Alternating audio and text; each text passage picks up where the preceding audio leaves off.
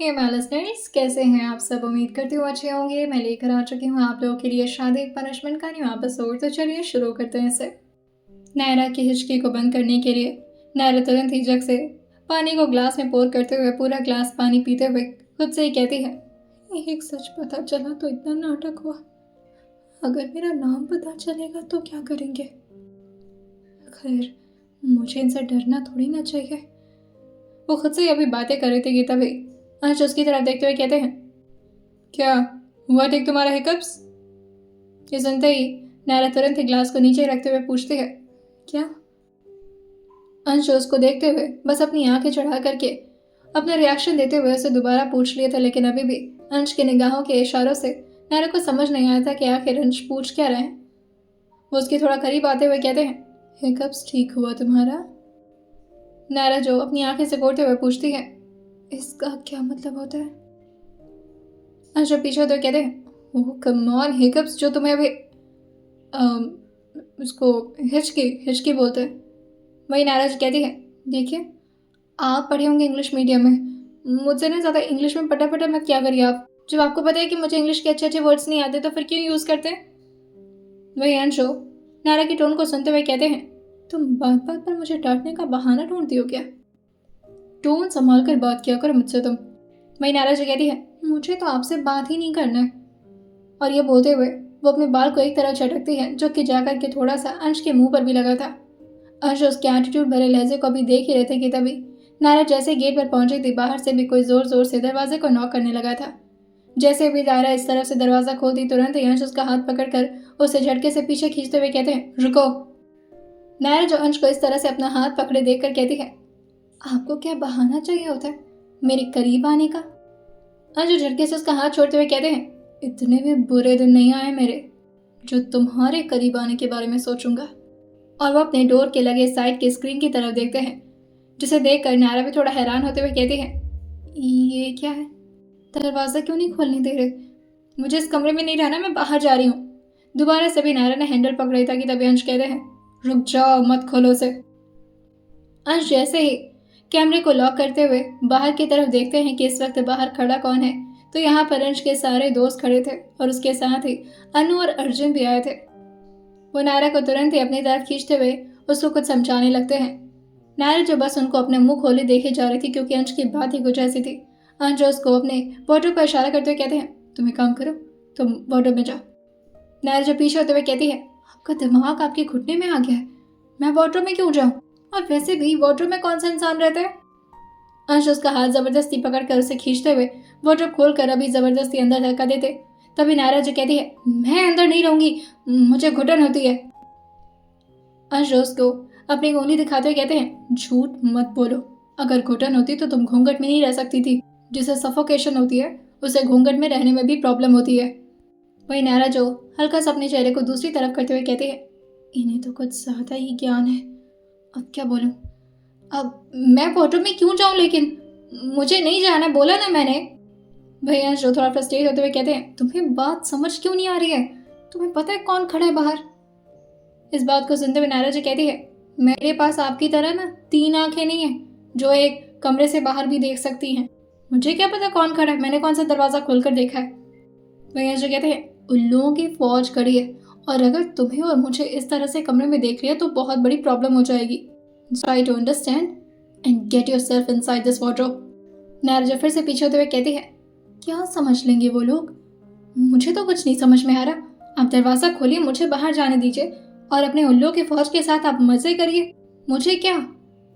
अंश उसको दोबारा से अपनी तरफ घुमाते हुए कहते हैं, तुम थोड़ी सी पागल हो या फिर दिमाग है ही नहीं तुम्हारे पास। तुम्हें बात समझ क्यों नहीं आ रही कि पूरे मेंशन में इस वक्त कोई नहीं है, सब लोग बाहर थे, हम दोनों एक कमरे में। वही नायरा जो कहती है, हाँ तो। अंश उसकी बातों को सुनकर थोड़ा हैरान रह गए थे और वो उसको वार्डरोब पर ही हल्का सा टिकाते हुए कहते हैं, नायरा तुम वाकई नहीं समझ रही, अगर बाहर के लोग आकर के हमें इस तरह देखेंगे तो क्या होगा। नायरा धीरे से बस अपने चेहरे को ना में हिला दी थी और थोड़ा डरते हुए वो अंश के चेहरे की तरफ देख रही थी। इस वक्त अंश की आंखों में जरा भी गुस्सा नहीं था और शायद इसी वजह से नायरा को और ज्यादा डर लग रहा था। अंश के गुस्से को तो वो हमेशा हैंडल कर लिया करती थी अपनी बातों से, लेकिन वो इस तरह के रिएक्शन को किस तरह से हैंडल करे उसे समझ नहीं आ रहा था। तभी अंश जो हल्का सा स्मर्क करते हुए कहते हैं, एक जवान, हैंडसम, स्मार्ट लड़का पूरे खाली मेंशन के एक कमरे में एक आधी पागल लड़की के साथ, जो कि बहुत अजीब है। वो दोनों एक साथ एक कमरे में, इसका मतलब लोग क्या समझेंगे तुम नहीं समझ रही। नायरा जो अंश को तुरंत ही रोकते हुए कहती है, एक मिनट, तो दूर रहकर बात करिए। नायरा को अंश जो आगे एक्सप्लेन करते हुए धीरे से वार्डरोब पर अपना हाथ रखते हुए कहते हैं, दुनिया वालों को यही लगेगा कि हम दोनों एक दूसरे के करीब आने के बहाने ढूंढ रहे थे, और तुम चाहती हो ऐसा हो, सब लोग ये समझें कि हम दोनों कमरे में एक दूसरे के करीब। तभी नायरा तुरंत ही वार्डरोब को, दरवाजे को अपने हाथ से खोलते हुए कहती है, मुझे अंदर जाना है। और ये बोलकर उसने थूक गटक लिया था। अंश की ऐसी बातें सुन करके तो उसकी जो हालत हुई थी, उसके माथे पर पूरी तरह से पसीने आने लगे थे, हाथ पैर पूरी तरह से सुन्न पड़ गया था। अंश के गुस्से के खौफ से ज्यादा उनके इस रोमांटिक ऑरा से नायरा जो कांपते हुए जल्दी से वार्डरोब के अंदर भाग जाती है और जाकर के वो अपने चेहरे को कपड़ों के पीछे छुपा करके अपने हाथों को एक दूसरे के साथ रब करते हुए वार्डरोब के अंदर अब छुप चुकी थी। वहीं बाहर से लगातार दरवाजा नॉक हो रहा था। नितिन जो जोर से चिल्लाते हुए कहता है, अबे जिंदा है तू, क्या हो गया इसे। अर्जुन जो नितिन को साइड करते हुए कहते हैं, रुको मैं खुलवाता हूँ, और कॉल करके अंश को कॉल करते हैं। अंदर से जैसे कॉल रिसीव हुआ था, अंश एक गहरी सांस भरते हुए रिप्लाई करते हुए कहते हैं, क्या हुआ। घर पर कर देते और सभी लोग एक साथ चिल्लाते हैं, दरवाजा खोल। और क्या हुआ। डोर के हैंडल को खोलते हुए बाहर के सारे लोगों को अंदर आने का इशारा कर दिए थे। सबसे पहले अर्जुन और अनु अंदर की तरफ आते हैं। अनुज जाकर के अंश को जोर से हक करते हुए कहती है, आप कहाँ चले गए थे भाई, हम लोग को एक साथ इतनी सारी पिक्स क्लिक करवानी थी, क्या कुछ नहीं सोचा था मैंने, डांस भी करना था। अंश पीछे होते हुए कहते हैं, ओ कम ऑन, तुम्हें पता है मैं डांस नहीं करता, ये सब काम अर्जुन पर ही सूट करता है। वही अर्जुन जो अंश के पीछे पीछे आकर के उनको बेड पर बैठाते हुए कहता है, व्हाट डू यू मीन भाई मुझ पर सूट करता है। तुझे पता है ये जो तेरी बहन है ना, मेरी अनन्या, इसकी खुशी के लिए मैं कुछ भी कर सकता हूँ। डांस कौन सी बड़ी चीज़ है, करने में मुझे भी कोई दिलचस्पी नहीं है, लेकिन इसके चेहरे के स्माइल के लिए मैं कर सकता हूँ। हर कोई तेरी तरह नहीं होता, बिल्कुल अनरोमांटिक। तभी अनन्या जो अर्जुन के ठीक सामने आते हुए कहती है, एक्सक्यूज मी, ऐसे नहीं बोल सकते आप मेरे भाई को, मेरे भाई भी रोमांटिक हैं। हाँ वो बात अलग है कि थोड़े से स्ट्रिक्ट है ना भाई। तभी अविरल जो पीछे से अनु को साइड करते हुए कहता है, एक मिनट रुकना, ये तेरी वाली है का, बाहर भी नहीं नजर आ रही, कमरे में भी नहीं है। अंशु जल्दी से खड़े होते हुए कहते हैं, कौन से कमरे में नहीं है। नितिन जी कहता है, तेरे कमरे में और कहाँ, वैसे हमें तो ये लगा था कि भाभी जी इसी कमरे में होंगी। तभी अंशु कहते हैं, पागल हो गए हो क्या, मेरे कमरे में वो क्या करेगी, और मुझे थोड़ी ना उसके साथ कोई रहने में दिलचस्पी है, मैं तो बस घर वालों के प्रेशर में आकर शादी कर रहा हूँ, यू ऑल नो दैट। वहीं पीछे पीछे कृष्ण ने भी थोड़ी बहुत ड्रिंक मार ली थी और वो भी अंश की तरफ देखते हुए कहता है, एग्जैक्टली, सर को कोई इंटरेस्ट नहीं है उसमें। नितिन जो कृष्ण को संभालते हुए कहता है, भाई आराम से, भले ही ऑफिस में नहीं है लेकिन नौकरी से ये कहीं पर भी निकाल सकता है। वहीं अर्जुन जो खड़े होते कहते हैं, एक काम कर, ये हाँ सही तो लग रहा है, चल ऐसे ही थोड़े बहुत फोटो शूट कराते हैं और बाहर चल के मस्ती करते हैं, कम ऑन, घर के अंदर क्या कर रहा है। वही अंश जो उसको रोकते हुए कहते हैं, नहीं अर्जुन, मैं नहीं आ सकता। अर्जुन जो उनका हाथ खींचते हुए कहते हैं, ऐसे कैसे नहीं आ सकता, आना तो पड़ेगा। वही अंश अपने कपड़े को दिखाते हुए कहते हैं, कम ऑन यार, इतना हैवी कपड़ा मैं जाकर के चेंज करता हूँ, मुझे कुछ ऑफिशियल काम करना है, तो तुम लोग निकलो यहाँ से। अनन्या जी कहती हैं, तो कोई बात नहीं ना, आप कपड़े चेंज कर लो, हम वेट कर लेते हैं। जैसे ही अनन्या ने ये बोला था, सारे लोग इस बात पर एग्री करते हुए कहते हैं, हाँ ये सही रहेगा। वही कृष्ण कहता है, अरे बॉस कर लीजिए ना, आज आपकी एंगेजमेंट थी, थोड़ी तो मस्ती करिए, थोड़ा ड्रिंक करिए, हम लोग के साथ डांस करिए। तभी मानव जो कृष्ण को पीछे से मारते हुए कहता है, तू क्या यहाँ खड़ा हुआ है, जाकर के अंश के कपड़े लेकर आ। वही कृष्ण कहता है, ओके छोड़े बॉस। और ये बोल करके वो लड़खड़ाते कदम से जैसे अभी वार्डरोब की तरफ आगे बढ़ता, अंश तुरंत ही अर्जुन के हाथ से अपना हाथ छुड़ाते हैं और भाग करके क्रिश के सामने आते हुए कहते हैं, नो, तुम वार्डरोब नहीं खोल सकते। इस बात पर सब लोग तो शॉक थे, लेकिन अर्जुन जो खड़े होकर के काफी सस्पिशियस तरीके से अंश को देखने लगे थे। क्रिश जो इधर उधर से अंश के बगल से जाने की कोशिश करता है, लेकिन जैसे ही वो लेफ्ट साइड में आता, अंश उसको लेफ्ट साइड में आकर के रोकने लगते और जैसे ही वो राइट साइड में जाता, अंश अपना हाथ उस तरफ कर लेते। लेकिन तभी अर्जुन जो साइड से आकर के अंश के पीछे खड़े होते हुए कहता है, एक्सक्यूज मी, क्या हो गया? वार्डरोब में कोई खजाना है क्या? अचानक ही अर्जुन जो अंश के पीछे आ चुके थे और अब अर्जुन के ठीक पीछे अंश का वार्डरोब था, तो फासला अब अर्जुन और वार्डरोब का ज्यादा बचा नहीं था, जिससे तुरंत ही अंश पीछे मुड़ते हुए अर्जुन से कहते हैं, नहीं, खजाना? What do you mean bye खजाना? ऐसा कुछ नहीं है बस, लेकिन मेरा वार्डरोब कोई टच नहीं कर सकता। वहीं अर्जुन जो अपने हाथ को जैसे ले जाकर के हैंडल पर रखे थे, अंश थोड़ा और घबराते हुए कहते हैं, समझ क्यों नहीं रहे हो तुम? नहीं खोल सकते, मैं इस कपड़े में कंफर्टेबल हूँ, कोई बात नहीं, हम ऐसे ही चलते हैं। सारे लोग इस बात पर एग्री करते हुए बाहर की तरफ निकलने लगे थे, लेकिन तभी अर्जुन जो सबको रोकते हुए कहते हैं, नो, अविरल, नितिन, मानव, क्रिश एंड माय फेवरेट जान, हम इनका कपड़ा चेंज करवा कर ही बाहर जाएंगे अब तो। वैसे भी तुझे तो इस टाइप की ड्रेसिंग सेंस पसंद नहीं है, तुझे तो बहुत सिंपल रहना पसंद है, राइट? तो एक काम कर, तू नॉर्मल शर्ट पहन, उसके बाद से हम चलते हैं। या फिर मैं तो कह रहा हूँ ना कि कोई बढ़िया सी टी शर्ट डाले, टी शर्ट ट्राउजर में या फिर हुडी में तो ज़्यादा कंफर्टेबल रहता है। आई नो यू, तू मेरा बेस्ट फ्रेंड है यार। मैं खोलता हूँ वार्डरोब। और वो जैसे ही अभी हैंडल को घुमाए थे, अंश तुरंत ही उनके हाथ पर अपना हाथ रखते हुए कहते हैं, नहीं अर्जुन, कहा ना मैंने कि तू नहीं खोल सकता वार्डरोब। अरे और पीछे क्यों पड़ गए तुम लोग, जाओ ना, एंजॉय करो।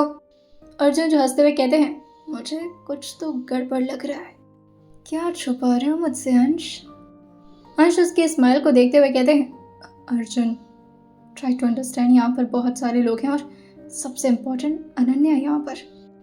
वही अर्जुन जो हल्का सा साइड होते हुए कहते हैं, क्यों, कॉन्डम छुपा रखा है क्या? अंश जो अर्जुन की कॉल को पकड़ते हुए कहते हैं, पागल है क्या तू? और कॉन्डम भी कोई छुपाने वाली चीज़ होती है, और मैं क्यों यूज़ करूँगा भला ये सब? वही अर्जुन जो अपना कंधा उचकाते हुए कहते हैं, तेरी कोई गर्लफ्रेंड नहीं थी तो कर सकता है तू? वेल ये सब छोड़, मैं खोलता हूँ। हम क्रिश आते हुए अंश के ठीक पीछे आकर के अर्जुन से कहते हैं, अरे और कितना सस्पेंस बनाओगे, खोलने में दिक्कत है तो मैं हेल्प करूँ? अंश जो जोर से क्रिश के कंधे पर हाथ रख के उसे पीछे की तरफ धक्का देते हुए कहते हैं, ड्रिंकर्स तो मेरे वार्डरोब से दूर ही रहें। और अर्जुन के भी हाथ को पकड़कर बाहर ले आते हुए कहते हैं, चलो चलो यहाँ से बाहर निकलो। सारे लोग को तो अंश अभी बाहर कर ही रहे थे, लेकिन तभी काफी जोर से किसी की आवाज आती है, जो कि ऑब्वियसली कमरे के अंदर से आई थी। बिना मुंडी की लाश है यहाँ पर। सारे लोग चौंक करके उसी तरह देखे थे। क्रिश एकदम से अपने पैरों को कंट्रोल करने की कोशिश कर रहा था, जो कि बुरी तरह से भी कांप रहे थे। तभी अनन्या जो एकदम से शॉक होकर के अर्जुन को पकड़ते हुए कहती है, बिना मुंडी की लाश? हे भगवान, ये क्या मैं सुन रही हूँ? और ये सुनते ही वो एकदम से रोना शुरू कर दी थी।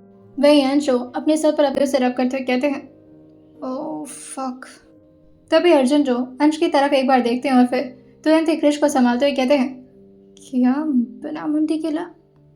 लेकिन जैसे अभी अंश ने देखा था, वो भी अंश की बातों से समझ चुके थे और वो हल्का सा डरते हुए सबको अपने पास बुलाते हुए कहते हैं, ओह माय गॉड अंश, तुमने किसी का मर्डर किया है? I couldn't believe my eyes.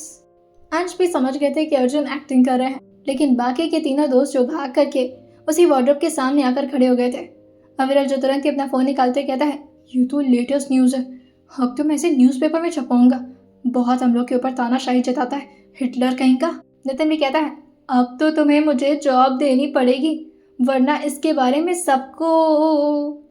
लेकिन अभी अचानक से ही नितिन को कुछ अजीब सा महसूस हुआ था और वो तुरंत ही बेड पर चढ़ते हुए कहता है, ये लाश हिल कैसे रही है?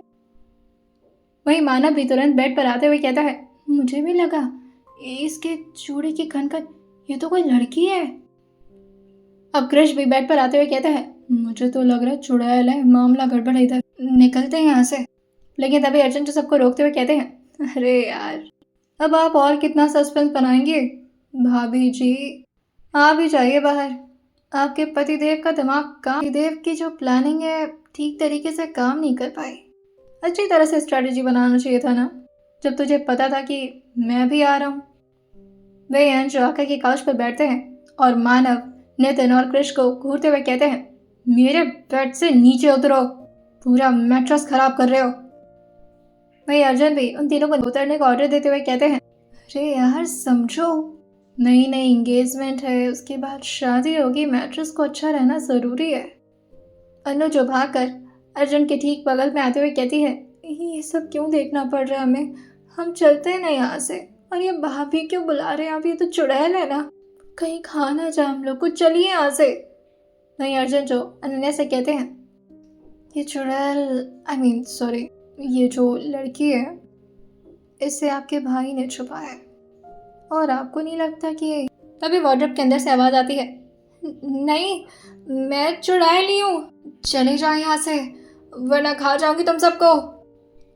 क्रिश जो पिया हुआ था इस वजह से उसे तो सब कुछ रियल ही लग रहा था और वो अंश के बगल में आकर खड़े होते हुए कहता है, बहुत मर्डर्स करवाए सर आपने मेरे हाथों से, कहीं उसी में से तो कोई नहीं एक आ गई अपने पति का बदला लेने। अंशु आराम से काउच पर बैठे थे और वो सबका नाटक देखते हुए कहते हैं, बंद करो ये ड्रामा, मैं मर जाऊंगा हो रही है। और तुम चुड़ैल नायरा बाहर निकलो। लेकिन नायरा जो कहती है, मैं नहीं निकलूंगी, सबको पता चल जाएगा ना। अर्ज अपने दोनों हाथ को ले जाकर के अपनी आंखों पर रब करते हुए कहते हैं, ओह गॉड, कैसे मिलते हो मुझे ऐसे लोग। और वो खड़े होकर खुद ही वार्डरोब के सामने आते हैं और नायरा का हाथ पकड़कर उसे कपड़ों से बाहर निकालते हुए सबके सामने ले आकर खड़ा करते हुए कहते हैं, ये रही तुम लोग की चुड़ैल। जैसे अनन्या नायरा को देखी थी, पहले तो वो घबराई थी, लेकिन नायरा का चेहरा फाइनली देखने के बाद उसके राहत में उसके दिल को जाकर राहत मिलती। दिल पर हाथ रख करके धीरे से अर्जुन के हाथ को छोड़कर फाइनली नायरा के सामने जाते हुए कहती है, नायरा तुम यहाँ, और तुम खुद को चुड़ैल क्यों बोल रही थी। नायरा जो अंश की तरफ देखते हुए कहती है, जो कि अनु ने किया, मैंने कुछ नहीं किया, ये मुझे जबरदस्ती कमरे में लेकर आए थे और हम एक दूसरे के करीब बिल्कुल भी नहीं आए। अर्जुन जो अंश की तरफ ध्यान से देखते हुए हल्का सा हंसते हैं और फिर नायरा के सामने आते हुए कहते हैं, ओह तो क्या क्या नहीं किया आप लोगों ने। वही नायरा जो कहती है, मेरे करीब बिल्कुल नहीं आए है, हम दोनों के बीच कुछ भी रोमांटिक नहीं हुआ है, आप लोग कुछ गलत मत समझिएगा। अनन्या जो हंसते हुए कहती है, अरे पर तुम ये सब हमें क्यों बता रही हो और हम ऐसा क्यों समझेंगे। नायरा जो कहती है, अब इतनी बड़ी मेंशन में कोई भी नहीं था और हम दोनों कमरे में अकेले, एक जवान अजीब सा लड़का, एक खूबसूरत सी लड़की। अंश उसके मुंह पर हाथ रखते हुए कहते हैं, जो नहीं भी सोचना है वो भी सोचवा दो तुम, थोड़ा देर चुप रह सकती हो प्लीज। नायरा जो उनके हाथ को अपने मुंह से हटाते हुए कहती है, आप मुझे टच मत करिए सबके सामने, वरना लोगों को लगेगा कि आपको ये हक दे दिया है मैंने। वहीं नायरा और अंश की नोक झोंक सुनते हुए अनन्या जो अर्जुन के पास जाकर के उन्हें जोर से गले लगाते हुए कहती है, वाओ फाइनली भाई को कोई हैंडल करने वाली एकदम सही लड़की मिली है। तुम भी चलो नायरा हम लोग के साथ, हम लोग एंजॉय करते हैं बाहर चलकर। अब सारे लोग बाहर जाने लगे थे और अर्जुन जो कि सबको कहते हैं, रहने दो, दो खूबसूरत जवान लोग एक दूसरे के साथ टाइम स्पेंड करना चाहते तो हमें डिस्टर्ब नहीं करना चाहिए, है ना बडी।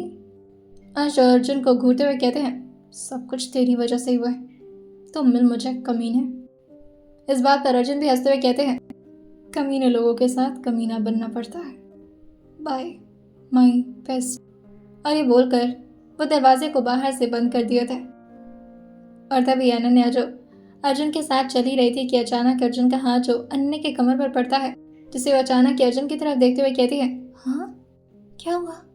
सारे लोग नीचे जा रहे थे, अनन्या भी सबको फॉलो करती है, लेकिन अचानक ही अर्जुन जो उसको अपने साथ एक कोने में लेकर आते हैं जहाँ पर लाइट्स थोड़ी कम थी और वहीं उसको दीवार से टकराते हुए धीरे से उसके चेहरे के तरफ झुकते हुए कहते हैं, तुम्हें बता नहीं पाया पर बहुत बहुत बहुत सुंदर लग रही हो। वहीं अनन्या जो अपने पलकों को निप कहती है, हाँ मैंने देखा था शीशे में खुद को और मैं तो हमेशा अच्छी लगती हूँ, है ना। तभी अर्जुन जो उसके गालों के करीब आने लगे थे, जिससे तुरंत ही वो अपने दोनों गालों को ढकते हुए कहती है, नहीं ये सब नहीं कर सकते आप, और अगर किसी को पता चला ना कि हम इस तरह से कोपचे में। तभी अर्जुन जो उसके हाथों को हटा करके उसके गाल को धीरे से पिंच करते हुए कहते हैं, अपने भाई से कुछ सीखो तुम, उन दोनों की भी तो सिर्फ एंगेजमेंट हुई है, लेकिन वो दोनों तो एक दूसरे के साथ एक कमरे में हैं। हम तो फिर भी बाहर हैं। और मैं कर भी क्या रहा हूँ, बस चेक कर रहा था तुम्हारे टेम्परेचर को।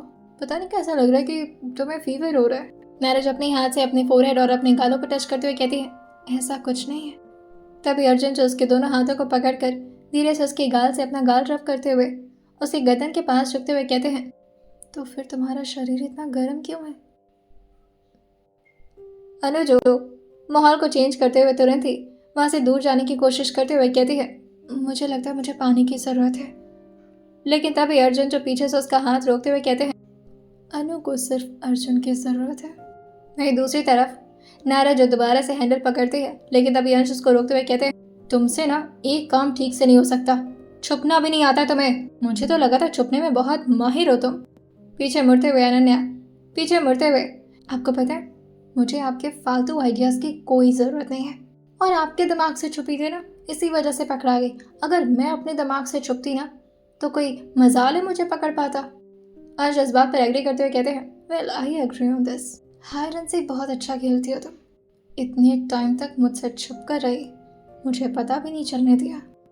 नायरा जी कहती हैं, हूँ ना मैं टैलेंटेड। तभी अंश भी उसी के टोन में कहते हैं, चोरी करना कोई टैलेंट नहीं होता, क्राइम कहते हैं इसे। वही नायरा जी कहती है, मैंने कुछ चुराया नहीं था, समझे आप? और हाँ, बल्कि मैंने तो अपना ब्रेसलेट ही छोड़ दिया था आपके घर में। मुझे याद आ रहा है कि वो उस वक्त मेरे राधा कृष्ण का ब्रेसलेट आपके रूम में ही छूट गया था। अंजू कहते हैं, वाकई में तुम्हें लगता है कि तुमने कुछ भी नहीं चुराया? नायरा धीरे से अपने सिर को भी ना में हिलाई थी, लेकिन तभी अंजू ले जाकर के अपने हाथों को उसके गाल को पकड़ते हुए उसे रोकते हुए कहते हैं, तुमने चुराया था। मेरे दिमाग को बेचैन करके काम करने का कंसंट्रेशन, फोकस सब कुछ चुरा लिया तुमने। तुम्हें पता है, जब से तुम आकर के नाटक करके गई थी ना मेरे लाइफ से, मैं काम पे फोकस ही नहीं कर पा रहा था। वही नायरा जी कहती है, मेरा गाल छोड़िए, और आपकी कंसंट्रेशन आपकी प्रॉब्लम है, इसमें मैं क्या करूं? आपको पता है आपके मिलने के बाद मुझे कितनी प्रॉब्लम हुई? मैं तो सुख चैन से आराम से मुंबई आकर के अपनी ज़िंदगी बिताने वाली थी। वैसे तो मुझे बस पुणे के शहर में ही जाना था, लेकिन अगर आप मुझे नहीं मिलते तो कितना अच्छा होता सब कुछ। मैं और राहुल की तभी अंशु उसके गाल को और जोर से दबाते हैं, जिससे उसके मुंह का पूरी तरह पाउट बन गया था। और उससे अंश जो दोबारा से अपनी बाहों में चढ़ाकर पूछते हैं, क्या तुम और कौन?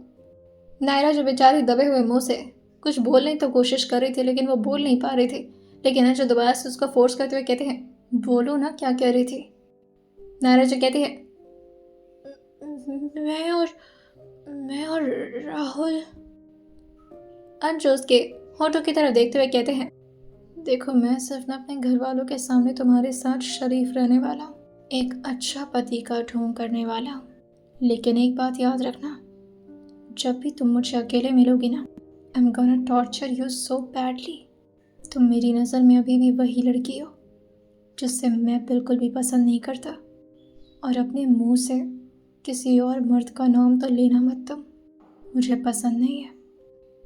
और अब जाकर के जैसे ही अंश ने नायरा के चेहरे को छोड़ा था, नायरा जो सांस भरते हुए कहती है, जब मैं पसंद ही नहीं हूँ तो मैं किसी और का नाम लेती हूँ तो फर्क क्यों पड़ रहा है? अंश ने अब अपने हाथों को ले जाकर के पहले तो धीरे से नायरा की गर्दन पर टच कराया था, लेकिन फिर अचानक ही वो उसकी गर्दन को कसते हुए कहते हैं, क्योंकि जो मेरा है वो सिर्फ मेरा है, किसी और के साथ मैं अपनी चीज़ों को शेयर नहीं करता। और ये जो एंगेजमेंट रिंग तुमने अपने हाथों में पहन रखी है ना, ये इस चीज़ का प्रूफ है कि तुम मेरी हो। नायरा जो अपने गर्दन को धीरे से छुड़ाते हुए कहती है, मैं आपकी कैसे हो सकती हूँ? आप तो मुझे अपना बीवी मान ही नहीं वाले थे, है ना? अंश उसके गलतफहमी को दूर करते हुए कहते हैं, बीवी कौन कह रहा है तुम्हें? रहोगी तो तुम नौकरानी मेरे लिए, लेकिन सिर्फ मेरी नौकरानी, जो हर बात सिर्फ मेरी मानेगी, मेरे इशारों पर नाचेगी। समझ रही हो ना तुम मैं क्या कहना चाह रहा हूँ तुम्हें? और ये बोलते हुए उनका थंब जो धीरे धीरे नायरा के जॉ लाइन पर रब हो रहा था। जैसे जैसे अंश की पकड़ नायरा के गर्दन पर कसती जा रही थी, वैसे वैसे नायरा को सांस लेने में भी दिक्कत हो रही थी, जिससे वो अपनी नम निगाहों से अंश की तरफ देखते हुए कहती है, मेरा गला। अंश ने भी झटके से अपने हाथ को उसकी गर्दन से हटा लिया था और उसे 3 कदम पीछे जाते हुए कहते हैं, और हाँ, बिना मेरे परमिशन के तुम मुझे हाथ नहीं लगा सकती हो। नायरा जी कहती है, ये रूल तो आपके ऊपर भी फॉलो होना चाहिए। इस बात पर अंश कहते हैं, ओह देन ओके, मुझे कोई फर्क नहीं पड़ता, तुम्हें छूने का वैसे भी कोई शौक नहीं है मुझे। और वो खुद ही नायरा को अपने कमरे से काफी गुस्से में बाहर जाने के लिए कह दिए थे। नायरा भी पूरी अकड़ के साथ दरवाजे को खोलते हुए कहती है, दरवाजे को खोलते हुए अंश की तरफ एक बार मुड़ते हुए कहती है, मुझे भी आपके साथ रहने का कोई शौक नहीं है, चमगादड़ जैसी शक्ल लेकर के एटीट्यूड दिखा रहा है। और जैसे ही हैंडल खुला था, अंश उसको बाहर जाते हुए देखते हैं और तुरंत ही उसको रोकते हुए कहते हैं, what do you mean by दादड़? क्या बोला तुमने? वही नायरा जो गैलरी में चिल्लाते हुए कहती है, दादड़ नहीं, चमगादड़। अंश गुस्से में भी मुट्ठी कसे ही थे, लेकिन फिर वो देखते हैं कि उनकी पूरी फैमिली जो एक एक करके हॉल की तरफ ही आ रही है और वो उस पर चिल्लाना सही नहीं समझ है। दादड़, चमगादड़, चमगादड़, ओह गॉड ब्लडी गंवार। नायरा जो धीरे धीरे अभी गैलरी से दूसरी तरफ जा ही रही थी, लेकिन तभी उसकी नजर पड़ती है किसी के लड़खड़ाते कदम पर, और ये कोई और नहीं बल्कि सम्राट था, जिसके हाथ में भी शराब की बोतल थी। नायरा जैसे ही उस तरफ देखी थी, वो भाग करके जल्दी से अपने रास्ते को टर्न ले ली थी। वो भाग करके अपने कदम को पीछे की तरफ मोड़ ली थी और जल्दी जल्दी वो सीढ़ियों से नीचे उतरने लगती है ताकि वो पूरी फैमिली वालों के साथ आ जाए।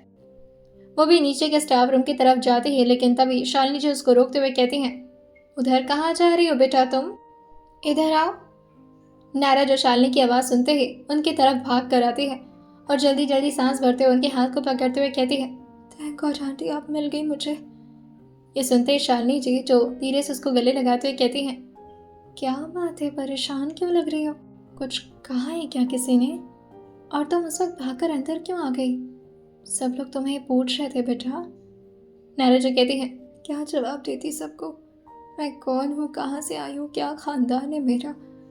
सब लोग बाहर बहुत ही ज़्यादा हाई फाई थे और मैं यहाँ पर। तभी शालिनी जी उसके सर पर धीरे से अपना हाथ फेरते हुए कहती है, तुम्हारा नाम अब मल्होत्रा परिवार के साथ जुड़ चुका है, और सबसे इम्पोर्टेंट बात, अंश के साथ जुड़ चुका है। कोई भी सवाल करने की हिम्मत नहीं करेगा तुमसे, अगर तुम जवाब ना देना चाहो तो। ये सुनकर नायरा जो कहती है, क्या सब लोग इतना डरते हैं उनसे? शालिनी जी नायरा का हाथ पकड़ते हुए कहती है, तुम आओ मेरे साथ, और वो उसे साथ अपने कमरे की तरफ ले जाने लगी थी। सम्राट जो नायरा की तरफ देख करके काफ़ी सीढ़ियाँ चढ़कर के ऊपर पहुंची थी, तभी अचानक ही सम्राट उन दोनों के सामने आ जाता है और तुरंत ही उसकी नज़र नायरा पर पहुंचती है, जिसे वो काफ़ी लस्ट भरी निगाहों से देखते हुए कहता है, हेलो मिस, नहीं मिसेस मल्होत्रा, कैसा लग रहा है इस घर की बहू बनकर? नायरा अच्छे से समझ रही थी कि आखिर सम्राट के कहने का मतलब क्या है। अपने चेहरे को नीचे की तरफ झुका ली थी और इस वक्त वो काफ़ी घिन तरीके से, और वे शालिनी जी सम्राट को रोकते हुए कहती हैं, बेटा क्या कर रहे हो? सम्राट जो कहता है, अरे समझ नहीं रहे आप चाची, मैं तो तारीफ कर रहा हूँ, मल्होत्रा खानदान की बहू बन चुकी है, बड़ी बहू। ये सुनते ही नायरा झटके से सम्राट की तरफ देखती है।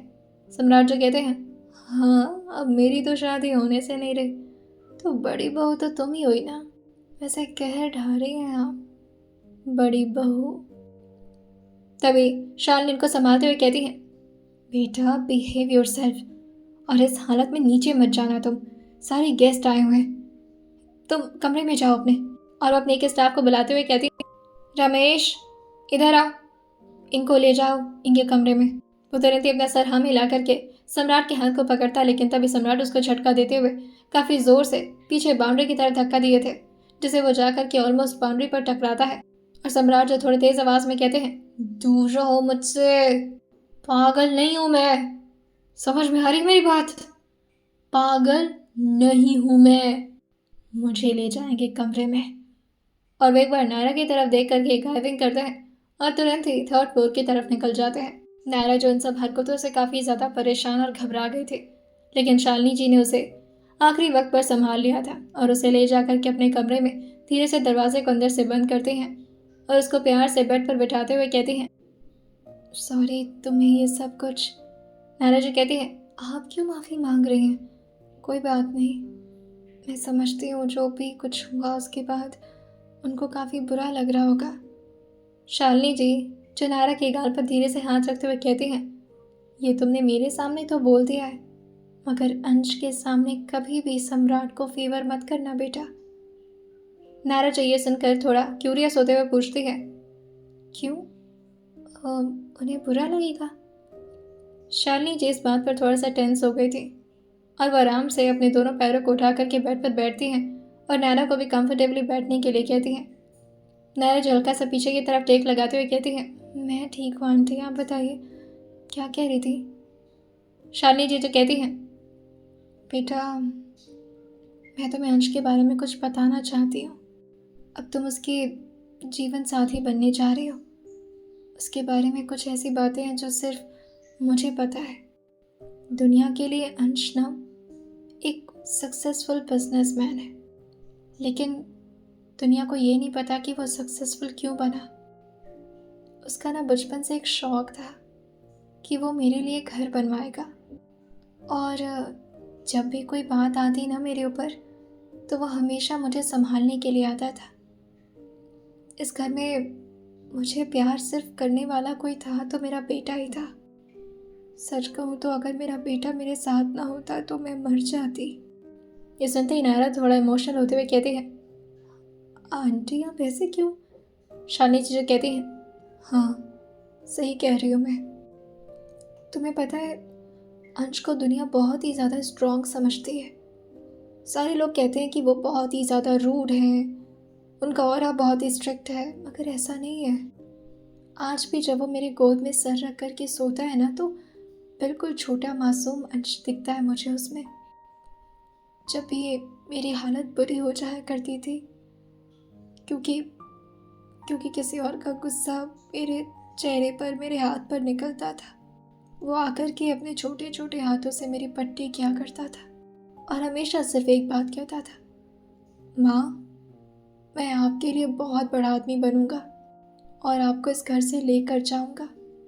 और आज तक वो यही जिद करता आया है। नायरा जी कहती है, उनका तो कोई घर है ना पुणे में, आप वहाँ क्यों नहीं रहते फिर? तभी शालिनी जी जो नायरा के चेहरे की तरफ देखते हुए कहती है, औरत हो ना बेटा, सब कुछ सोच समझ कर काम करना पड़ता है। बेटे के साथ रहूंगी तो समाज क्या कहेगा? मुझे मेरे बेटे के करियर, उसके सक्सेस और साथ ही उसकी ज़िंदगी पर असर पड़ेगा। उसका नाम मल्होत्रा खानदान से जुड़ा है, इसमें उसका फ़ायदा है। दुनिया को तो मौका चाहिए होता है, बस बड़े लोगों के पीछे की एक राज मिल जाए और उसको पॉइंट बनाकर।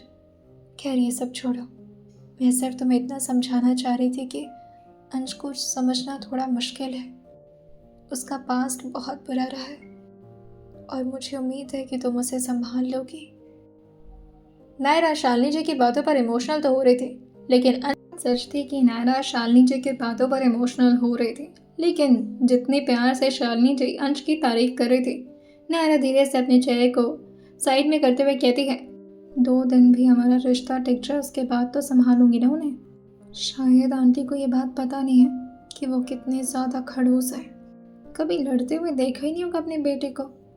डेंजरस बिल्ले लगते हैं एकदम, डायनासोर जैसा गुस्सा, खतरनाक, और ऊपर से चमगादड़ जैसी शक्ल। वो अपने में बुदबुदाए जा रही थी, तभी शालिनी जी जो कहती हैं, नायरा तुम सुन तो रही हो ना?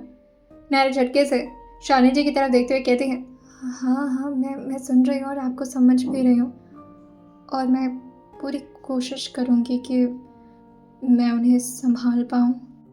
और वह मन में कहती है, एटम बॉम्ब जैसे तो हैं वो, संभलेंगे थोड़ी ना मुझसे। इसी तरह से शालिनी जी जो एक एक करके अंश के बारे में नायरा को सारी चीज़ें बता रहे थे, और ऊपर से अंश को क्या पसंद है, क्या नहीं पसंद है, किस तरह की चीज़ें पसंद है, किस तरह रहना पसंद है, वो एक एक डिटेल्स नायरा को समझा रहे थे। और लगातार बातें करते करते कब रात के 3 बज जाते हैं उन दोनों को नहीं पता चला था। और शालिनी जी नायरा की वाइब काफ़ी अच्छी मैच हो रही थी। शालिनी जी को भी अनु के बाद अगर इतना किसी बच्चे से बात करने में मज़ा आया था तो वो नायरा ही थी। वहीं उनको भी अब नींद आने लगी थी और उनकी आंखें भारी होने लगी थी, जिसे देखकर नायरा खड़े होते हुए कहती है, मैं चलती हूँ, आपको सोने की ज़रूरत है, आप थक गई हैं। तभी अचानक ही कोई उनके कमरे में आ गया था, वो भी बिना नॉक किए।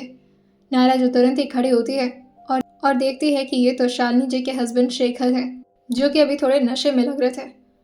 और वो शालिनी जी के अलावा यहाँ किसी और लड़की को देखकर कहते हैं, निकलो यहाँ से, बाहर चलो। अरे मुझे अपनी बीवी के साथ थोड़ा वक्त तो बिताने दो। ये सुनते शालिनी जी थोड़ा घबराने लगी थी और नायरा से कहती हैं, तुम जाओ बेटा। नायरा अभी तो कमरे के डोर तक पहुंची थी, लेकिन तभी उसको कुछ आवाज़ आती है। अचानक ही शेखर ने अपने हाथ में लिए बोतल को नीचे की तरफ फोड़ दिया था और वो अपने शू से उस पर चलते हुए आकर के शालिनी जी के सामने झुकते हैं और जोर से उनका हाथ दबाते हुए कहते हैं, दर्द ठीक हो गया क्या तुम्हारा? बड़ी बातें कर रहे हो हैं? बेटी की शादी हो रही है अब तुम्हारे। अब तो तुम्हारा बेटा भी व्यस्त हो जाएगा अपने आप में और अपनी बीवी के साथ। तुम क्या करोगी? अब तुम्हें कौन बचाएगा मुझसे? शालिनी जी को दर्द हो रहा था, क्योंकि उसी जगह पर तो पहले ही उनको चोट लगा था। वो थोड़ा तेज आवाज में कहती हैं, छोड़िए मुझे प्लीज, क्या तमाशा कर रहे हैं, नीचे गेस्ट आए हुए हैं। शेखर तुरंत ही उनके बाल को जोर से पकड़ते हुए कहते हैं, मैं तमाशा कर रहा हूँ? तमाशा तो तुम्हारा बेटा कर रहा है। शादी क्यों कर रहा है वो? मुझे अच्छे से पता है, बिजनेस हड़पना चाहता है मुझसे। अरे मेरे बड़े भाई मर गए, उसके बाद सारा हक तो मेरा है ना, तो फिर वो लड़का क्यों? शालिनी जी जो कहती हैं, क्योंकि आप पूरा बिजनेस बर्बाद कर रहे हैं जो कि मेरे पापा ने दिया था आप लोगों को। आप सारे वक्त तो नशे में रहते हैं, क्या बिजनेस संभालेंगे आप? ये सुनकर के शेखर और जोर से उनके बालों को पीछे खींचते हुए कहते हैं, पापा जी ने जो गलती की है मैं सिर्फ उसकी सजा भुगत रहा हूँ। तुझे पता है ना, अगर ये फैसला पापा जी का नहीं होता तो मैं कभी ये शादी होने नहीं देता। अरे यार, सम्राट से बचाया कि शादी ना हो उसकी, तो साला अंश मेरा अपना ही बेटा मेरे सारा हक छीन लेगा और तू देखती रहेगी, कुछ नहीं बोलेगी। तभी अचानक पीछे से उन्हें कुछ आवाज़ सुनाई दी थी, जिससे शालिनी जी भी घबराने लगी थी कि कहीं कोई गैर इंसान उन्हें ये सब करता तो नहीं देख रहा, क्योंकि वो तो अपने रिश्ते की हकीकत सबसे छुपा कर रखती थी। ये बातें सिर्फ चार दीवारी मल्होत्रा खानदान में ही दब कर रह जाती थी कि किस तरीके से शेखर शालिनी जी के साथ व्यवहार करते हैं। जैसे शेखर खड़े होकर के पीछे की तरफ देखे थे तो ये नायरा थी, जो कि अभी तक उस कमरे से तो बाहर निकल ही नहीं पाई थी, क्योंकि वो शालिनी जी को इस तरह से तड़पता हुआ नहीं देख सकती थी। एग्जैक्टली यही सीन उसके ठीक सामने बचपन में भी हुआ करता था उसकी मासी और मौसा के बीच, जब उसकी मासी ऐसे ही गिड़गिड़ाते हुए अपने हस्बैंड से भीख मांगती थी कि वो उन्हें छोड़ दे। ऐसे जुल्म उसने पहले भी देखे थे, जिससे वो एकदम से पैनिक करने लगी थी। उसके हाथ पैर जो कि बचपन की तरह ही कांपना शुरू कर दिए थे। छोटी बच्चे के दिमाग पर क्या असर पड़ता है जब वो अपने घर की लड़ाइयाँ देखती है, तो ये बात सिर्फ वही शख्स समझ सकते हैं जो कि अपनी जिंदगी में ऐसे तकलीफ झेले हों, जिसमें से नायरा भी एक थी। शेखर जो अब अपने कदम को नायरा की तरफ मोड़ लिए थे, जिससे शालिनी जी तुरंत ही खड़ी होती हैं और जैसे वो अभी नायरा को बचाने के लिए भागती, तभी उनके पैर जो उसी कांच के टुकड़ों पर जा करके पड़ते हैं, जिससे उनके दोनों पैरों में काफी जख्म हो गए थे। शालिनी जी खुद को संभाल नहीं पाती और दोबारा से आकर के बेड पर ऑलमोस्ट गिर जाती हैं। वहीं शेखर जो नायरा का हाथ जोर से पकड़ते हुए कहते हैं, ये क्या सुन रही है तू यहाँ पर? हाँ, क्या कर लेगी तू? बचा लेगी इसे, ये मेरी बीवी है, मैं इसके साथ जो मन चाहे वो करूं। तू कोई नहीं होती तू हमारे बीच में आने वाली, निकल यहाँ से। और शेखर ने काफी जोर से नायरा की कलाई को पकड़कर उसे एक झटके में ऑलमोस्ट दरवाजे से लड़ा दिया था। तो जोर से पकड़ कसने की वजह से उसकी अपने ही हाथों की चूड़ियां उसकी कलाइयों में चुभ गई थी और साथ ही उसके सर पर भी चोट लग गया था। वो जैसे तैसे पीछे की तरफ मुड़कर शालिनी जी की तरफ देखते हुए कहती है, आंटी आप ठीक तो हैं? तभी शालिनी जी जो नायरा से रिक्वेस्ट करते हुए कहती हैं, तुम बाहर जाओ बेटा, तुम प्लीज बाहर जाओ।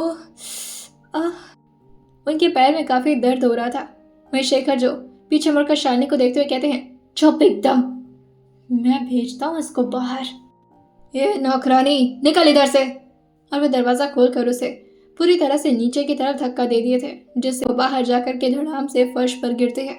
आसपास इस वक्त कोई नहीं था, लेकिन नीचे बैठे कुछ लोग जो कि इस आवाज़ को सुन लिए थे, मगर कोई इस बात पर ज़्यादा ध्यान नहीं देता, क्योंकि वैसे भी शादी का माहौल था। बच्चे इधर उधर उधर मचा ही रहे थे। एक तरफ जहाँ अंश जो कि नायरा के बारे में सोच सोच करके परेशान थे, वहीं दूसरी तरफ नायरा जिसका पूरा बचपना एक ही बार में उसके ठीक सामने पूरी तरह से घूमने शुरू हो गया था। अंदर के उस नज़ारे से नायरा घबराते हुए कांपते हुए बस इधर उधर अपने आप को छुपाने की कोशिश कर रही थी कि कोई उसे इस हालत में देख ना ले। और ऐसा वो हमेशा बचपन में किया करती थी। जब भी मौसी और मौसा का लड़ाई होता, वो खुद को छुपाने की कोशिश करती, क्योंकि अगर उसकी मौसा का गुस्सा उसकी मौसी पर पूरी तरीके से ना निकल पाता तो वो अपने बचे कुचे गुस्से को नायरा के ऊपर ही निकाला करते थे, उसे मार कर, उसे पीट कर और गंदी गंदी गालियां देकर। और उसके गांव वाले भी बहुत अजीब थे। सब कुछ देखने के बावजूद भी वो सब बस नायरा के ऊपर तरस खाकर वहां से चले जाया करते थे। किसी ने भी कभी उनके घर के मामलों में आकर के दखलंदाजी नहीं दी थी। किसी ने भी आकर नायरा को कभी बचाने की कोशिश नहीं की थी। वो कांपते हुए एक कोने में जाकर बैठ जाती है, जहां पर अभी बहुत अंधेरा था, और काफी धीरे धीरे अपने दोनों हाथों को अपने मुंह पर रखे हुए रोना शुरू कर देती है। वहीं साइड के कमरे से अर्जुन और अनु की बातों की आवाज जो कि नायरा को भी धीरे धीरे सुनाई दे रही थी। अंदर अनु जो बार बार अर्जुन से कहती है, मैं कह रही हूँ ना, आप जाइए यहाँ से, क्यों तंग कर रहे हैं मुझे। वहीं अर्जुन जो उसके बालों को धीरे धीरे खोलते हुए कहते हैं, मैं तो तुम्हारे बालों से गजरे हटा रहा हूँ, अब इसी तरह से तुम बालों को बांध कर तो नहीं सोओगी ना। ज्वेलरीज निकालने में मदद कर रहा हूँ, ऊपर से तुम मुझे ही डांट रही हो। ऐसा भला कोई करता है क्या। वहीं अनु जो अपने हाथ को ले जा करके अर्जुन के दिल पर रखते हुए कहती है, बहुत प्यार आ रहा है मेरे ऊपर। अर्जुन धीरे से हल्का सा आगे की तरफ खिसकते हैं और अपने पलकों को चपकाते हुए कहते हैं, आ रहा है मतलब?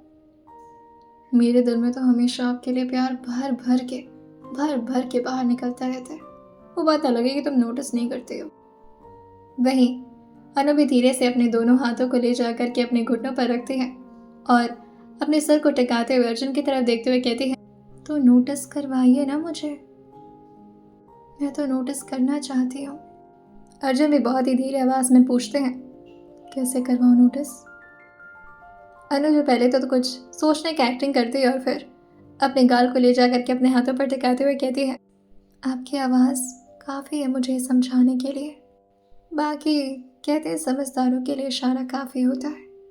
और ये बोल करके वो अपने बेड के सराहने से जाकर के अपने पीठ पर टेक लगा ली थी और बहुत ही प्यार से अपने दोनों पैरों को फैला करके अर्जुन की तरफ ही देखने लगती है।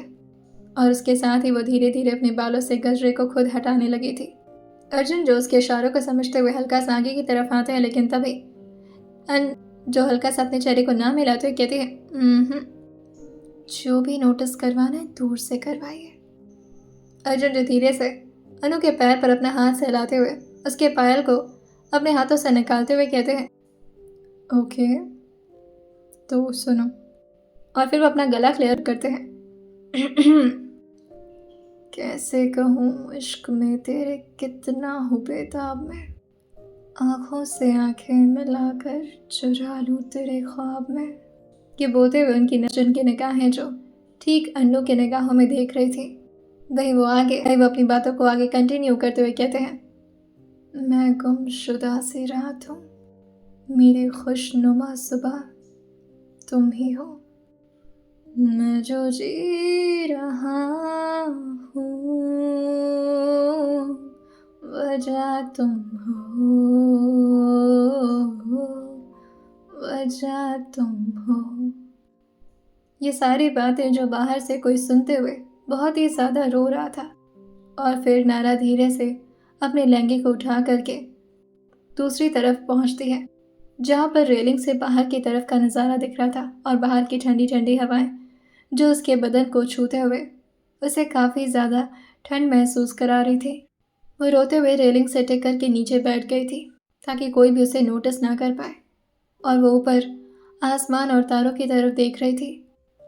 और नायरा जब भी बहुत ज़्यादा परेशान हुआ करती थी, वो खुद से ही बातें करना शुरू कर देती थी ताकि वो खुद को संभाल सके, और इस वक्त भी वो यही कर रही थी। वो आसमान की तरफ देखते हुए अपने आंसुओं को अपनी आंखों के कोने से पोंछते हुए खुद को समझाती है, कोई बात नहीं नायरा, तेरी जिंदगी ऐसी नहीं है तो क्या हुआ। लेकिन फिर वो और ज्यादा फूट फूट कर रोते हुए कहती है, मुझे तो अपना असली नाम भी नहीं याद रहता, लेकिन फायदा भी क्या याद रखकर जब मुझे कोई पहचानने वाला ही नहीं है। मेरा तो कोई अपना है ही नहीं इस दुनिया में जिसे मैं कह सकूं कि ये मुझसे प्यार करता है। मेरी परवाह करने का तो वक्त आपके पास भी नहीं है ना भगवान। दुनिया जिसे फेंक कर चली गई, सड़क की वो कूड़ा हूं ना मैं।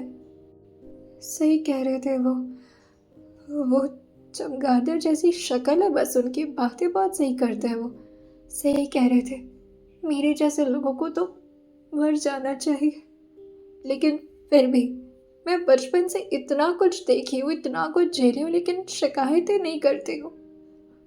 पर आज मन कर रहा है शिकायत करने का। थक गई हूँ संभालते संभालते खुद को। हर दिन सोचती हूँ कि अगला दिन बेहतर होगा, लेकिन जब पीछे मुड़कर देखती हूँ तो हर दिन बद से बदतर बनता जाता है। और आज सारी हिम्मत ऐसे लग रहा है हाथ से निकलती जा रही है। बचपन में माँ बाप गुजर गए, मासी के साथ रहती थी, सोचा कि सब ठीक हो जाएगा।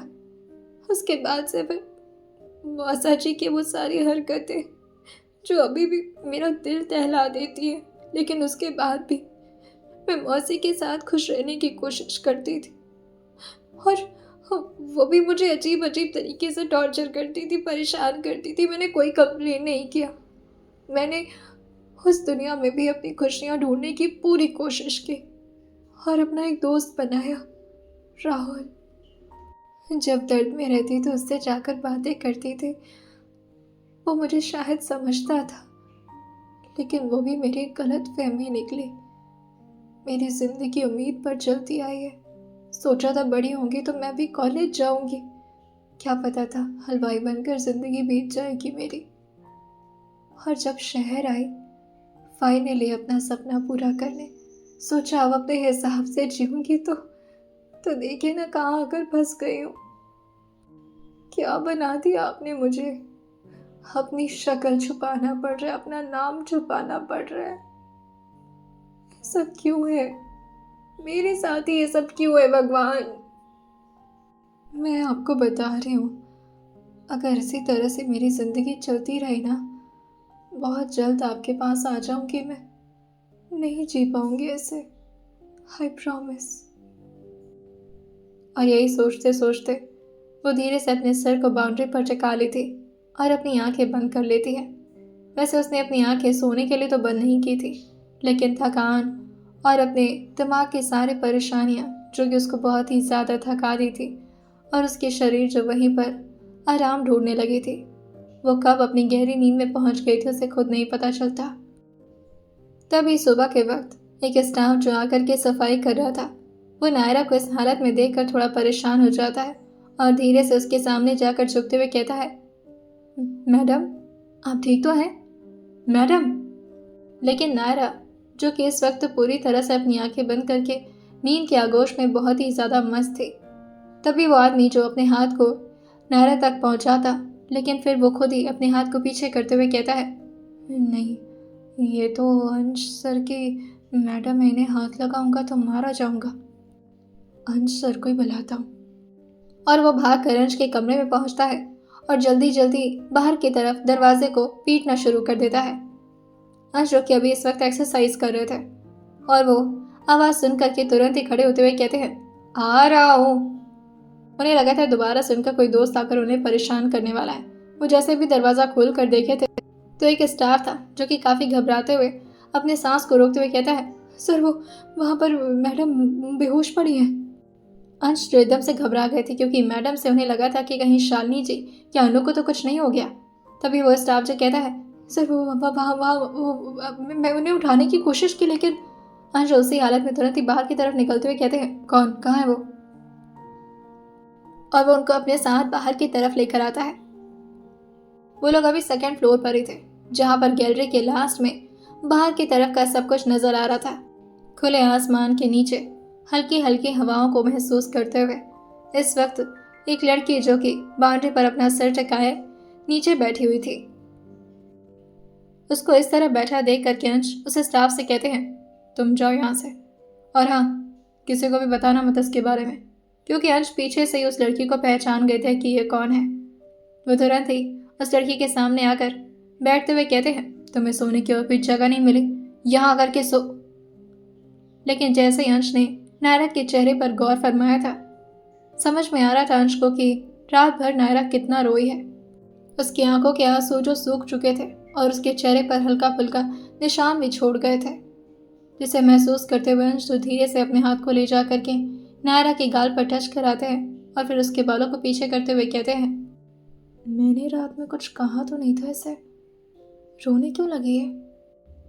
और फिर वह धीरे धीरे उसके गाल पर टैप करते हुए कहते हैं, नायरा उठो, सुनाई दे रहा है तुम्हें, उठो। नायरा जो तेज आवाज सुन करके जैसे ही ठंडे ठंडे हाथ को अपने गालों पर महसूस करती है, वो झटके से अपनी आंखें खोल करके पीछे की तरफ दौड़ जाती है। वो इस वक्त बैठी हुई थी, लेकिन अपने हाथ और अपने पैरों के ही सहारे से वो पीछे की तरफ खिसकने लगी थी और पीछे लगे एक पोल से जाकर के उसकी पीठ टकराती है। अंश तुरंत ही उसको संभालते हुए कहते हैं कि क्या हुआ तुम्हें? नायरा बहुत ज़्यादा पैनिक करते हुए अभी अपनी पूरी तरह से आंखें तो नहीं खोली थी, लेकिन अपना हाथ जोड़ते हुए कहती है, नहीं, प्लीज मत मारिएगा मुझे, प्लीज। ये सुनते ही अंश की मुट्ठी जो एकदम से कस गई थी और वो इसका कुछ और ही मतलब निकालते हुए तुरंत ही नायरा के हाथ को जोर से पकड़कर अपनी तरफ खींचते हुए कहते हैं, किसने मारा तुम्हें? सम्राट ने परेशान किया। जैसे ही नायरा अंश की आवाज़ सुनती है और खड़ी हुई थी, वो पहले तो थोड़ा डिसबैलेंस होकर के अंश के ऊपर ऑलमोस्ट गिरती है, लेकिन अंश का चेहरा देखने के बाद वो एक गहरी सांस भर के अपने आप को ठीक तरीके से खड़ा करते हुए कहती है, आप? अंश कहते हैं, तुम किसे एक्सपेक्ट कर रही थी, सम्राट को या फिर अपने राहुल को? नायरा जो पीछे होते हुए कहती है, डांट क्यों रहे हैं? अंश कहते हैं, डांटूंगा तो तुम्हें बाद में, रात भर यहाँ सोने की क्या जरूरत थी? मौसम खराब हो सकता था, बारिश आ सकती थी। ये सुनकर नायरा जो कहती है, तो क्या हुआ, बारिश में भीगने से वैसे भी मुझे कुछ नहीं होता। अंश कहते हैं, बड़बड़ाना बंद करो और ये बताओ, रो क्यों रही थी रात में? नायरा जो तुरंत ही अपनी आंखों को अपने हाथों से टच करते हुए कहती है, मैं कहाँ रो रही थी और मैं क्यों रोऊंगी? अंश कहते हैं, तुम्हारी आवाज़ बता रही है कि तुम रात भर रोई हो, आंखें भी बता रही हैं, लाल है तुम्हारी आंखें और साथ में सूजी हुई भी हैं। अब बताओ कि खुद से कि क्या हो? लेकिन जैसे ही अंश जो कि नायरा की आंखों में ध्यान से देखे थे, वो न जाने क्यों उसके चेहरे की तरफ झुकने लगे थे और तभी बहुत ज़्यादा उसके करीब आते हुए कहते हैं, शराब तो नहीं पी ली थी ना तुमने? जैसे ही अंश ने बोला था, नायरा जो अभी तो पीछे की तरफ झुकती जा रही थी, लेकिन तभी वो भी ठीक तरीके से खड़ी होती है, जिससे उन लोग का सर आपस में टकरा गया था।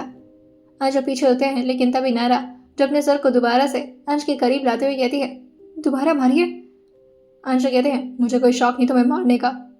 तभी नायरा जो कहती है, मैंने कहा ना दोबारा मारिए। नायरा के इस तरह इंसिस्ट करने पर अंश कहते हैं, ओके एज यू विश, और वो काफ़ी ज़ोर से अपने सर को ले जा करके नायरा के सर पर टकराए थे, जिससे नायरा ज़ोर से आउच करते हुए कहती है, आउच, इतना भी ज़्यादा नहीं मारना था। कहते हैं कि सर टकराने से कुत्ता काट लेता है अगर एक बार टकराओ तो। अब बताइए क्या पूछ रहे थे?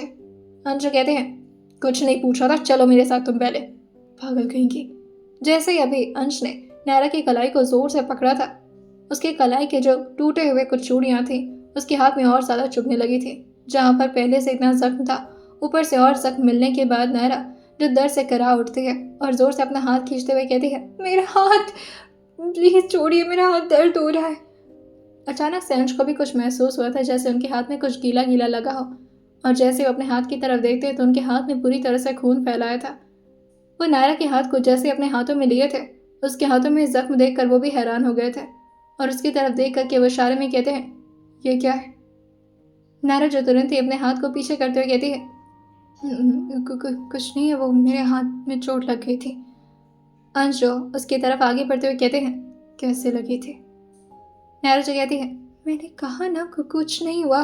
और अंश जो कहते हैं, सच बता रही हूँ या फिर मैं अपनी तरीके से सच पता लगाऊं? नायरा जो कहती है, वो मैं गिर गई थी। अंश उसकी तरफ देखते हुए कहते हैं, तुम्हें पता है तुम किससे झूठ बोल रही हो? अंश, मल्होत्रा से झूठ बोलने का कोई फायदा नहीं है, सच बताओ। सम्राट ने किया ये। नायरा भी कुछ बोल पाती, लेकिन तभी अंश जो कि उसके दूसरे हाथ को पकड़ते हुए कहते हैं, चलो मेरे साथ। वही नायरा जो कहती है, अब तो मुझे ही गलत समझेंगे ना, आपको लगेगा कि मैं ही उनके कमरे में गई थी, लेकिन ऐसा कुछ नहीं हुआ है। अंश कहते हैं, चुप एकदम। उस दिन मैंने जो भी कुछ बोला था सिर्फ तुम्हें नीचा दिखाने के लिए बोला था, उसको ज़्यादा सीरियस लेने की ज़रूरत नहीं है, लेकिन इस वक्त उस आदमी को जवाब देना ज़रूरी है, वरना वो समझेगा कि तुम अबला नारी हो और तुम कुछ नहीं कर सकती। अभी अंश उसको थर्ड फ्लोर पर ले जाने वाले होते हैं, लेकिन तभी नायरा अपना हाथ खींचते हुए कहती है, आपके पापा ने किया। ये सुनते ही अंश के कदम, जो कि अभी स्टेयर पर चढ़ते चढ़ते रुक गए थे, और वो काफ़ी धीरे से पीछे मुड़ते हुए कहते हैं, क्या? तो मेरे पाप, वो मेरे पाप नहीं है। यू मीन तुम मिस्टर मल्होत्रा की बात कर रही हो, मेरे माँ के पति? नायरा जी कहती है, हाँ, उन्होंने किया। अंश का गुस्सा जो अब उनके माथे तक पहुंच चुका था, और वो काफ़ी गुस्से में नायरा की तरफ पहले तो घूरते हैं और फिर कंफर्मेशन लेते हुए कहते हैं, तुम सच तो बोल रही हो ना? क्योंकि अगर झूठ बोला तो बहुत बड़ी प्रॉब्लम में फंस सकती हो। नायरा जी कहती है, मुझे झूठ बोलने का कोई शौक नहीं है, वो हुआ ये था कि। और नायरा कल रात की बीती सारी बातें एक एक करके अंश को बताने लगी थी। अंश एक गहरी सांस भरते हैं और फिर हल्का सा स्मोक करते हुए कहते हैं, अब कैसे बचेंगे आप मिस्टर मल्होत्रा?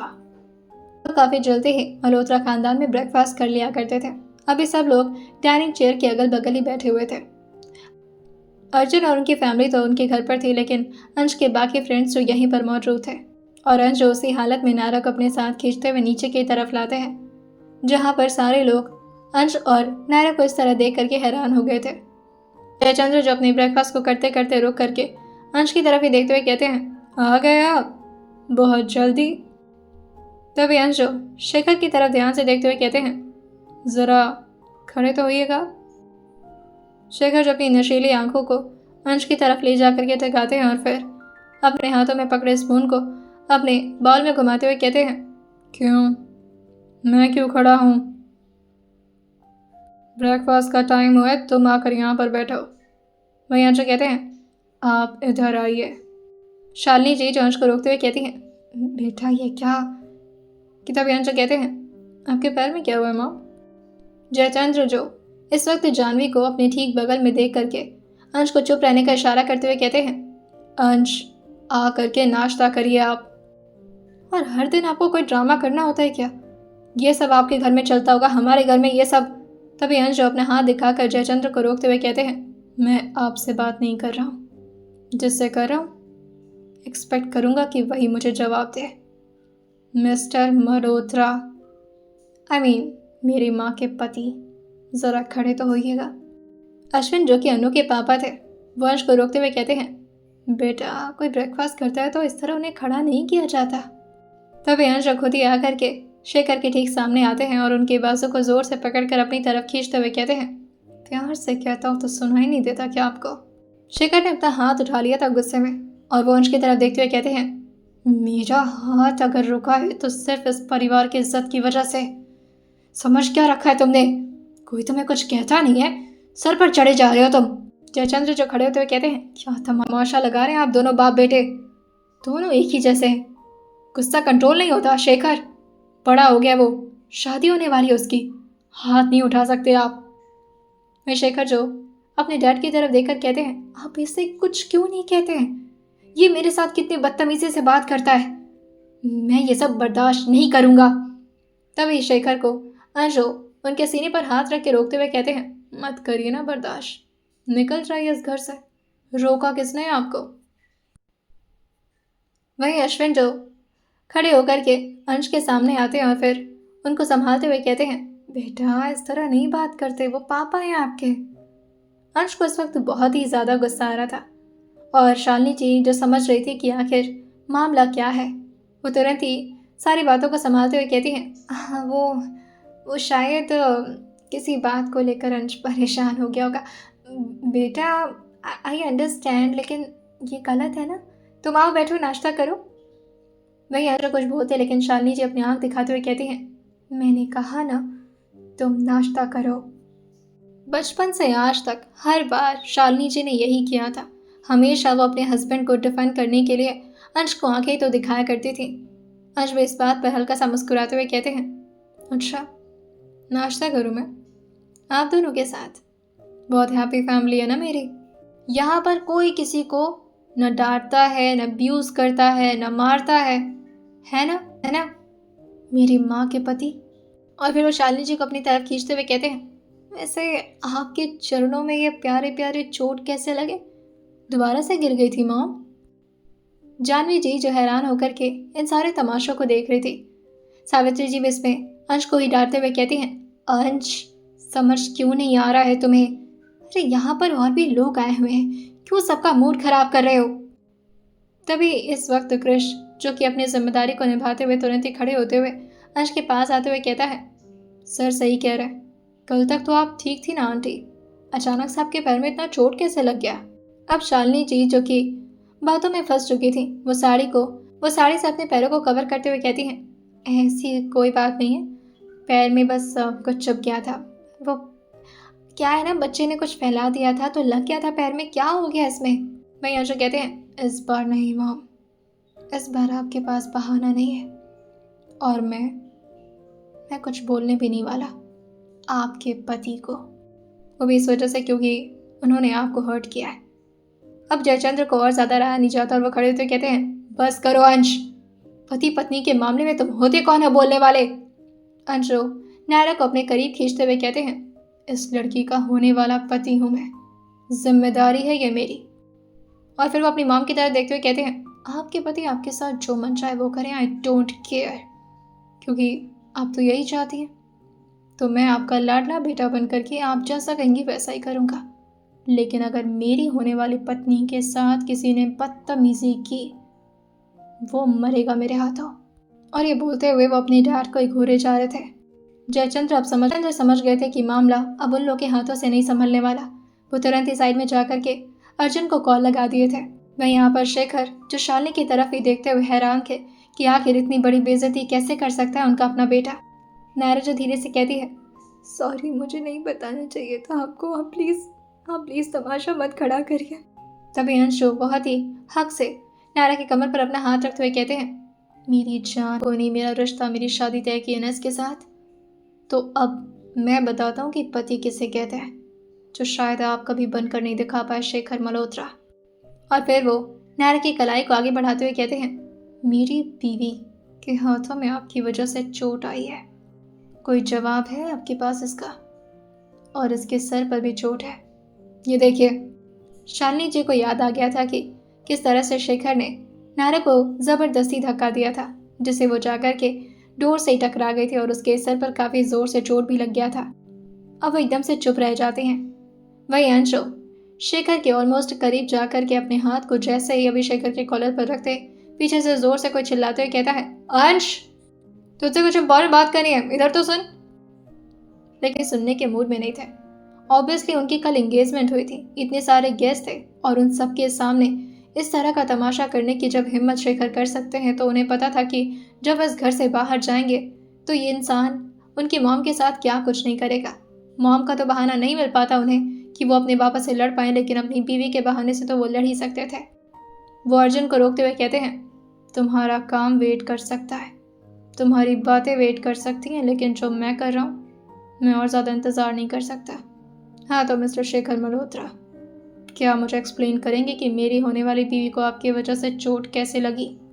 क्या कर रहे थे आप उसके साथ? मैं शेखर से कहते हैं, इतना बड़ा इल्ज़ाम लगाते हुए शर्म नहीं आ रही तुम्हें? आज अब धीरे से अपने हाथों को ले जा करके शेखर की कॉलर पर रखते हैं और फिर उनके कॉलर को ठीक करते हुए हल्का सा स्माइल करते हुए कहते हैं, शर्म तो आपको नहीं आ रही है? अपनी वाइफ के साथ इस तरह का सलूक करते हुए शर्म नहीं आती आपको? और मैं क्या कर रहा हूँ? मैं तो अपनी बीवी को बचा रहा हूँ आपकी घटिया नज़रों से। तभी शालिनी जी जो मामलों को एकदम से चेंज करते हुए कहती हैं, ये चोट इस लड़की को मेरे पति से नहीं लगी थी, ये गिर गई थी। ये सुनते ही नायरा जो हैरान होकर शालिनी जी को ही देखने लगी थी और वो कुछ बोल ही नहीं पाती, वो एकदम से शांत रह गई थी। तभी जयचंद्र जो कहते हैं, हाँ ऐसा ही हुआ होगा। नायरा, तुम बताओ, तुम गिर गई थी इसी वजह से तुम्हें चोट लगी थी ना? शेखर ने कुछ नहीं किया, बताओ तुम सबको। ये सुन करके नायरा जो घबराने लगी थी और वो धीरे से अपने हाथ को दूसरे हाथ में रख दिया, लेकिन तभी अंश ने उसके एक हाथ पर अपना हाथ रख दिया था और उसके उंगलियों के बीच अपनी उंगलियां फंसाते हुए कहते हैं, मेरी होने वाली बीवी को डराने की ज़रूरत नहीं है, क्योंकि वो मेरी होने वाली बीवी है। वो यहाँ पर किसी से डर कर नहीं रहेगी। मैं वार्निंग दे रहा हूँ आप में से सबको, एक एक को। और फिर वो सम्राट की तरफ देखते हुए कहते हैं, समझ रहे हैं ना आप लोग, अगर मेरी जान, मेरी रिस्पॉन्सिबिलिटी और मेरी वाइफ के साथ किसी ने कोई भी बदसलूकी की, अंश मल्होत्रा के गुस्से का शिकार बनेगा वो, और फिर मैं उसके साथ क्या करूँगा मुझे खुद नहीं पता। और ये बोलते हुए उनकी नज़र जा करके शालिनी जी पर ठहरती है। शालिनी जी जो बस अपने चेहरे को नीचे झुकाए हुई थी, क्योंकि अब उनके पास बोलने के लिए कुछ नहीं बचा था। और वो धीरे से नायरा से कहते हैं, चलो यहाँ से। नायरा तो बस अंश को देखती रह गई थी। वो जैसे अभी सीढ़ियों से ऊपर आकर अंश के कमरे के सामने पहुंचती है, वो अपने हाथ की तरफ देखते हुए कहती है, इतना भी चोट नहीं लगा था जितना तमाशा कर दिया आपने, शायद बताना ही नहीं चाहिए था मुझे। अंश कहते हैं, तुम्हें क्या लगता है तुम्हारे चोट की वजह से तमाशा किया हूँ? जिसकी वजह से किया हूँ उससे अच्छे से समझ में आ रहा होगा। तुम्हारे सामने मेरे माँ को मारा उस आदमी ने, इस हद तक गिर गया ना वो। अब तो इस घर से तभी जाऊंगा जब उस आदमी को इस घर से बाहर करूंगा। और ये बोलते हुए वो अपने कमरे में काफ़ी गुस्से में चले गए थे, नायरा को उसी हालत में छोड़कर। नायरा जो रोते हुए अपने चोट की तरफ देखते हुए कहती है, हाँ, मैं कितनी बेवकूफ़ हूँ, मुझे लगा कि मेरे लिए लड़ रहे हैं आप, पर कैसे भूल गई कि मेरे लिए कौन लड़ेगा। वो जैसे ये बोलकर कि अभी पीछे की तरफ मुड़ी थी, अर्जुन जो उसके ठीक सामने आकर खड़े हो गए थे। वह भी कमरे की तरफ जा रहे थे, लेकिन नायरा की बात सुनते हुए वो उसके जख्म को देखने की कोशिश करते हैं और धीरे से उसके हाथ पर अभी अपना हाथ रखने वाले होते हैं। तभी नायरा पीछे होते हुए कहती है, आई एम सॉरी, आप जाइए, मैं रास्ता रोक रही हूँ आपका। ये बोलकर वो जैसे एक साइड से दूसरी तरफ जा पाती, अर्जुन उसको बीच में रोकते हुए कहते हैं, फर्स्ट एड मंगवा दूँ मैं, ज़्यादा दर्द हो रहा है तो? ये सुनते ही नायरा जो अपने चेहरे को जल्दी जल्दी ना मिलाते हुए कहती है, नहीं उसकी ज़रूरत नहीं है। तभी अर्जुन जो नायरा को रोकते हुए कहते हैं, क्या एक भाई को इतना भी हक नहीं कि वो अपनी बहन के तकलीफ को देख सके? नायरा भी ये बोलते हुए भाग तो रही थी, लेकिन अर्जुन की बात ने उसे रोकने पर मजबूर कर दिया था और उसकी आंखों के आंसू दोबारा से उसके गाल पर उतरने लगे थे। उसकी हिम्मत नहीं हो रही थी कि वो पीछे मुड़कर अर्जुन को देख पाए, और अर्जुन खुद ही उसके सामने आकर उसके हाथ को धीरे से अपने हाथ में लेते हुए कहते हैं, जख्म काफ़ी गहरा है, खून वैसे तो रुक गया लेकिन तकलीफ तो हो रही होगी ना? रुकिए, मंगवाता हूँ किसी स्टाफ से। और वो उसको अपने साथ अनु के कमरे में ले जाते हैं, और साथ ही उन्होंने अब अनु के फ़ोन पे टेक्स्ट कर दिया था कि वो इस वक्त नायरा के साथ उसी के कमरे में है। अनु ज़्यादा डिफरेंट है, मुझे थोड़ी देर यहीं पर रहना होगा अपनी मम्मा पापा के पास। आप हो सके तो प्लीज़ नायरा को संभाल लीजिए। जैसे ही अभी अर्जुन नीचे झुक करके नायरा के हाथों में पट्टी लगाते, नायरा तुरंत ही खड़े होकर के कहती है, हाँ प्लीज़, ये सब करने की ज़रूरत नहीं है, मुझे जाने दीजिए। आपने इतना पूछा, मुझे अच्छा लगा। लेकिन तभी अर्जुन जो कहते हैं, कम ऑन, मुझे पता है कि आप मुझे नहीं जानती, मगर अंश ने आपके बारे में मुझे बहुत कुछ बताया। अब ये सुनते तो नायरा की और ज़्यादा हालत ख़राब होने लगी थी, और वह समझ नहीं पाते कि आखिर अर्जुन किस बारे में बात कर रहे हैं, आखिर क्या बताया अंश ने उसे। वो भी और ज़्यादा घबराते अर्जुन जो कहते हैं, आपकी वजह से बहुत परेशान रहा करता था वो, बेचारे को समझ ही नहीं आ रहा था कि आखिर उसकी नींद और चैन चुरा कौन रहा है, बहुत प्यार करता है शायद आपसे। ये सुनते ही नायरा के चेहरे पर एक दर्द भरी मुस्कान तैर जाती है, और वह खुद ही अपना हाथ पीछे करते हुए कहती है, ये जख्म बहुत छोटा है, फ़र्क नहीं पड़ता मुझे, इस पर दवाई लगाऊं न लगाऊं। और खड़े होते हुए कहती है, आपने इतना पूछा, मुझे अच्छा लगा, लेकिन मुझे झूठी दिलासा मत दीजिए। और हाँ, खुद को मेरा भाई कहने के लिए बहुत बहुत शुक्रिया। ये बोल करके वो कमरे से बिल्कुल किसी बेजान लाश की तरह बाहर निकल गई थी। और तब तक अनन्या भी आकर के कमरे में पहुंचती है और वो अर्जुन से पूछती है, कहाँ गई नायरा? अर्जुन जब अपना चेहरा ना मिलाते हुए कहते हैं, मैं रोक नहीं पाया उसे, नहीं समझा पाया, चली गई वो। अनुज खुश होते हुए कहती है, भाई ने कितने प्यार से आज स्टैंड लिया ना नायरा के लिए। मुझे तो पहले से ही पता था फूफा की नेचर अच्छे नहीं है, लेकिन आज वाह मज़ा ही आ गया। तभी अर्जुन जो कहते हैं, तुम समझी नहीं, उन्होंने लिए स्टैंड लिया है, नायरा के लिए नहीं। यार नायरा की स्टोरी ना कुछ अजीब है, और इन दोनों की केमिस्ट्री भी। अनुज इस बात को नहीं समझ पाती और कहती है, आई अंडरस्टैंड, भाई और भाभी के बीच ना थोड़ी नोक झोंक रहती है, वो लोग ना like enemy to lovers type है। शुरुआत में हम भी तो ऐसे थे ना।